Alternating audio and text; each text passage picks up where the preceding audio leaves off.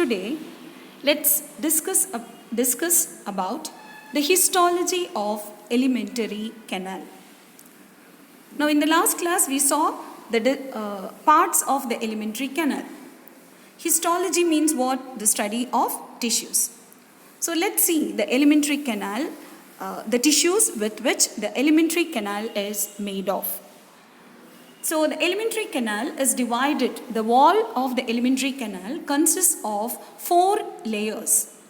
They are, the first one, serosa. Serosa is the outermost layer. You can see that in the picture. The outermost layer is called as the serosa. The second layer is muscularis. Muscularis layer is again divided into an outer layer which is called as the muscularis externa, which is made up of longitudinal muscles, and muscularis interna, which is made up of circular muscles. The third layer is called as the submucosa. The submucosal layer is made up of a loose connective tissue. And the fourth layer is mucosa, which is the innermost layer, which is irregular.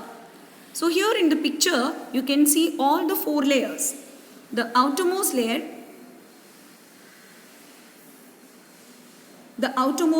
that is this layer, is the serosa. Then you have muscularis externa and muscularis interna. Then comes the submucosa. Then comes the mucosa. And inner to mucosa is the lumen or the cavity. Now this mucosal layer has number of infoldings. You can see those infoldings in the form like this, right?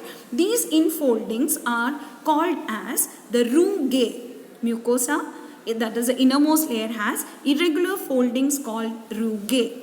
Now these rugae, mucosa also has goblet cells, a particular type of cells called as goblet cells which secrete mucus. Okay, so these are the 4 different layers of the alimentary canal. Now coming to the next, that is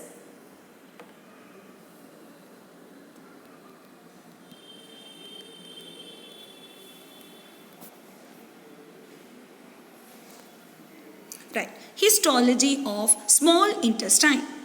So here the small intestine also has the same 4 walls. The innermost layer, that is a mucosa, in the small intestine forms small finger-like projections which are called as the villi. So here you can see these are the villi. This is that long structure which is called as the finger-like projection called as the villi. Now this villi has again small projections which are called as the microvilli. These modifications increase surface area. So the function of villi is to increase the surface area of absorption. It has a network of capillaries, that is blood vessels, and a large lymph vessel which is called as the lacteal vessel. Okay, so that is about, in addition to the 4 layers, the innermost layer of the small intestine has small finger-like projections called villi, which produces microvilli. The function of this villi is to increase surface area of absorption. And inside the villi, there is a network of capillaries and a large vessel, lymph vessel, called as the lacteal. Okay, now coming to the next, that is mucosal glands. So certain glands are found in the mucosal layer, and such glands are called as the mucosal glands. Mucosal glands are found in the stomach as well as in the intestine. So in the stomach, the mucosal glands are called as the gastric glands.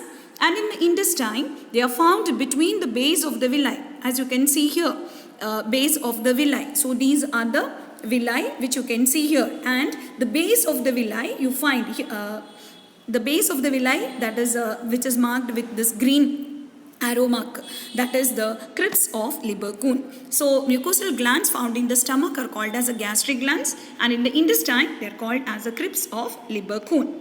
Right, now coming to the next, that is digestive glands.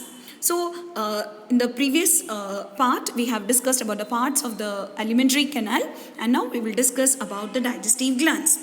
Now the digestive glands are The salivary glands. Where are the salivary glands found? They are found in the mouth. There are three pairs of salivary glands, that is the parotid gland, the submaxillary gland and the sublingual gland. Okay, then the combined secretion of these three glands is called as the saliva. The saliva contains electrolytes, enzymes like ptyalin, ptyalin, P silent there, enzymes like ptyalin and lysosine.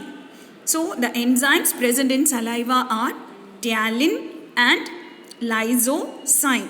In addition to that, there will be water, electrolytes and so on. So that is a composition of saliva. Now coming to the next, that is the gastric glands. The gastric glands are made up of three types of cells which you can see in the picture. The first one, peptic cells, then which secrete pepsinogen. The second one, oxyntic cells which secrete hydrochloric acid, that is HCl. And third one, mucus cells which secrete mucus. Combined secretion of these three, that is peptic cells, oxyntic cells and mucus cells, that is called as the gastric juice. Coming to the next, that is the next digestive gland is liver. Liver is the largest gland of our body and it weighs about 1.2 to 1.5 kilogram. It has two lobes. Here you can see clearly the two lobes of the liver. These are the two lobes of the liver. The small yellow dots, these are the two lobes of the liver. They are called as the right and the left hepatic lobes. Then the hepatic lobules are the structural and functional units of the liver. And these hepatic lobules, here you can see below, the first diagram is the structure of a liver and the second one is the hepatic lobule. So here you can see the hepatic lobule. This is a hepatic lobule and this lobule, these are the structural and functional units of the liver. They contain hepatic cells which are arranged in the form of cords. I hope you can see. This is one hepatic lobule where the cells are arranged in the form of cords and they are called as a hepatic cords. Each lobule, it is covered by an outer thin tissue, connective tissue, and this tissue layer is called as a Glissen's capsule. Now the main function of liver is it secretes bile juice, but the bile juice is stored in the gallbladder. So that is all about liver. Coming to the next, functions of liver. The first function of liver is liver secretes bile juice. The bile juice emulsifies fats. Now what's the meaning of emulsification? Emulsification means breaking down of large fat molecules into small fat droplets. The liver secretes heparin, which is an anticoagulant, means which prevents clotting of blood.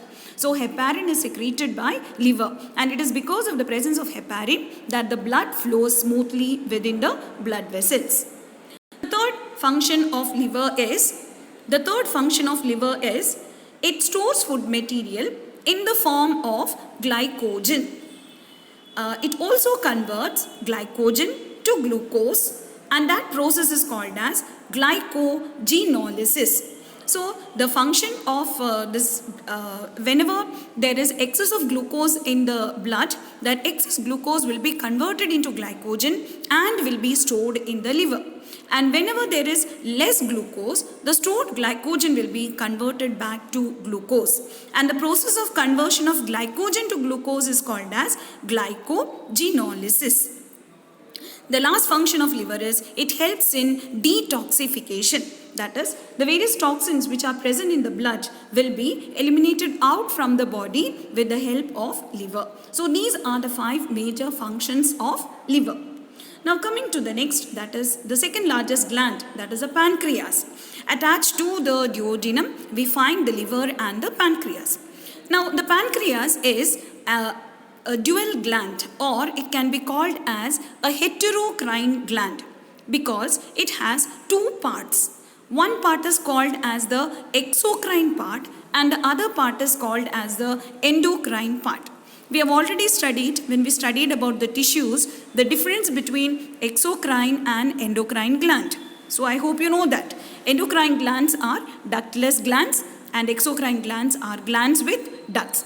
So this pancreas has two parts. One part has a duct to carry the secretion and the other part does not have duct.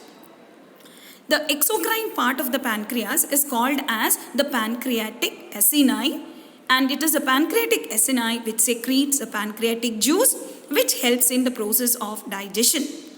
The endocrine part, that is called as the islets of Langerhans, and this islets of Langerhans secretes two hormones, that is insulin and glucagon. In addition to that, this part also secretes some other hormones, but you have to study only about insulin and glucagon. So the hormones secreted by islets of Langerhans are insulin and glucagon, and the hormone secreted by the exocrine part, that is the pancreatic juice. That's not a hormone. The secretion of the pancreatic acini, that is called as a pancreatic juice. Now let's see the enzymes which are present in pancreatic juice. Pancreatic juice contains enzymes like amylopsin, trypsinogen, chymotrypsinogen, procarboxypeptidase, lipase and nuclease. So these are the main enzymes which are found in pancreatic juice. Amylopsin, trypsinogen, chymotrypsinogen, procarboxypeptidase, lipase and nuclease.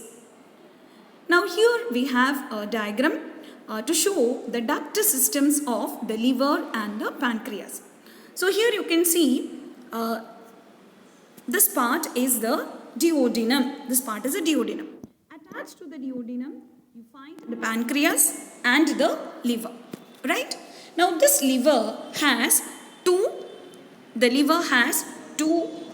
lobes. This is the right hepatic lobe and this is the left hepatic lobe. So this is right hepatic lobe, this is left hepatic lobe. Now each of these lobes has a duct. So this is the left hepatic duct and this tube is the right hepatic duct. Both these join to form a common hepatic duct. Okay, the right hepatic duct and the left hepatic duct join to form a common hepatic duct. Now this is the gallbladder. Now the gallbladder has a duct that is called as a cystic duct. So this is cystic duct, right? The cystic duct and the common hepatic duct join to form the bile duct. So this part is called as a bile duct. Now this is a pancreas. Pancreas has a duct that is called as a pancreatic duct. This duct is called as pancreatic duct. Now the bile duct and the pancreatic duct join to form a duct which is called as, so these two join and here this part is called as the hepatopancreatic duct. Now this hepatopancreatic duct opens into the duodenum. This region is the duodenum. Okay, hope you got it. So once again, we find two hepatic lobes in liver, that is the right hepatic lobe and the left hepatic lobe.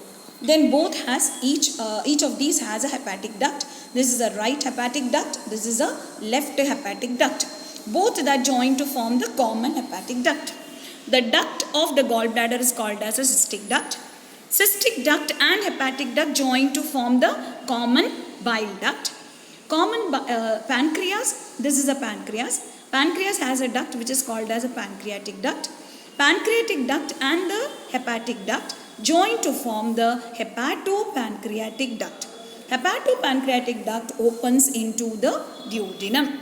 And this opening is guarded by a sphincter or a valve which is called as the sphincter of Oddi. Hope you got it. Now the points are there in the next slide. So the duct system, the right and the left hepatic duct joins to form a common hepatic duct. Duct of gallbladder is called as a cystic duct. The cystic duct and the hepatic duct join to form the bile duct. The bile duct and the pancreatic duct join to form hepatopancreatic duct which is guarded by sphincter of Oddi. Hepatopancreatic duct opens into duodenum. So that's all about duct system. Now let's see about the last type of glands, that is the intestinal glands. Intestinal glands are present in the mucous membrane of the intestine. That is, the mucosal layer of the intestine has this intestinal glands. The secretion of the intestinal gland, that is called as the intestinal juice, also called as succus entericus. It's called as succus entericus. There are two types of intestinal glands. The first one, Brunner's glands. They are found in the duodenum, that is the first part of the small intestine.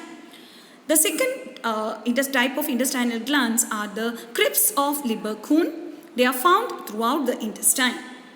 Then the secretion of these two glands, together called as the succus entericus, contains enzymes like enterokinase, maltase, sucrase, lactase, tripeptidase, dipeptidase, aminopeptidase, lipase, etc. So these are the different enzymes found in the intestinal juice, also known as succus entericus. Hope you understood. So that is all about the digestive glands.